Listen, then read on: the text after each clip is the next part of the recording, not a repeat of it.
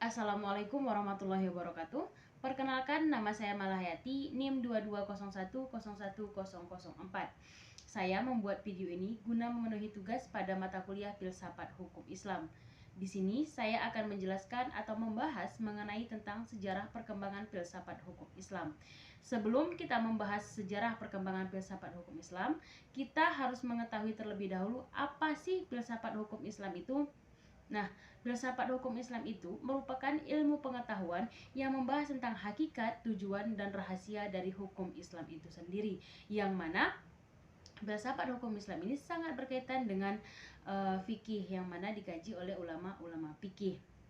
Dan adapun sejarah perkembangan filsafat hukum Islam ini dimulai sejak zaman Rasulullah Shallallahu Alaihi Wasallam, yang mana ketika itu Nabi Muhammad Shallallahu Alaihi Wasallam mengutus Muaz bin Jabal untuk ke Yaman, dan ketika beliau akan pergi, Rasulullah Shallallahu Alaihi Wasallam bertanya, apabila kamu mendapatkan suatu masalah, apa yang akan kamu lakukan?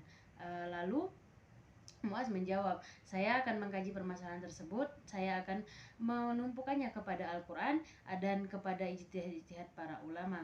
Dan Rasulullah Shallallahu Alaihi Wasallam setuju dengan pendapat Muaz bin Jabal tersebut. Setelah Rasulullah Shallallahu Alaihi Wasallam meninggal dunia, maka perkembangan filsafat hukum Islam itu dilanjutkan oleh Khulafaur Rasyidin, yaitu lebih tepatnya dilanjutkan oleh Umar bin Khattab, yang mana pada saat itu Umar bin Khattab berijtihad mengenai tentang hukum potong tangan dan zakat bagi seorang mu'alaf, dan juga ada ijtihad pada hukum-hukum lainnya. Setelah itu memasuki masa perkembangan dan pembukuan, yang mana pada masa perkembangan pembukuan ini mulai muncul pemikiran-pemikiran beberapa mazhab, yaitu seperti mazhab Hambali, Syafi'i, Maliki, dan Hanafi, yang mana pada masa ini mereka berijtihad mengenai berbagai hukum dan dibukukan oleh murid-muridnya. Setelah masa mereka, maka murid-muridnya lah yang melanjutkan ijtihad tersebut.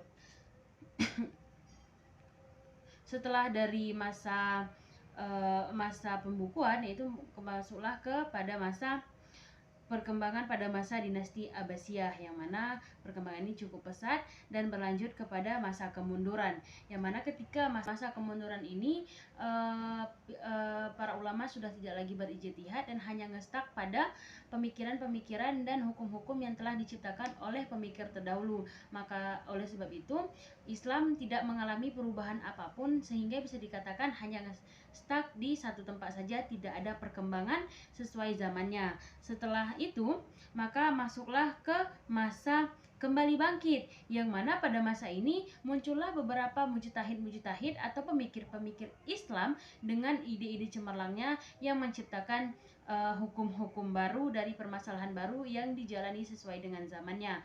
Setelah itu masuklah kepada masa era modern, yang mana masa itu adalah sampai saat sekarang ini, dan masa itu semakin zaman berkembang dan semakin juga ijtihad ulama itu semakin berkembang. Contohnya seperti di Indonesia sendiri, itu dibentuk suatu komunitas atau suatu perkumpulan yang disebut dengan MUI, yang mana itu akan perkumpulan para ulama yang akan berijtihad mengenai hukum suatu permasalahan baru. Contohnya seperti hukum jual beli online. Nah, zaman yang sudah berkembang seperti sekarang ini ada namanya jual beli online, yang mana hukum ini dipertanyakan oleh para ulama, apakah hukum jual beli online itu halal atau haram, sedangkan ketika kita membeli sesuatu harus ada akadnya.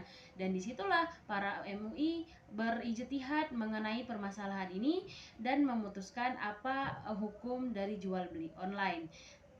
Mungkin sekian penjelasan dari saya, lebih dan kurang saya mohon maaf. Assalamualaikum warahmatullahi wabarakatuh.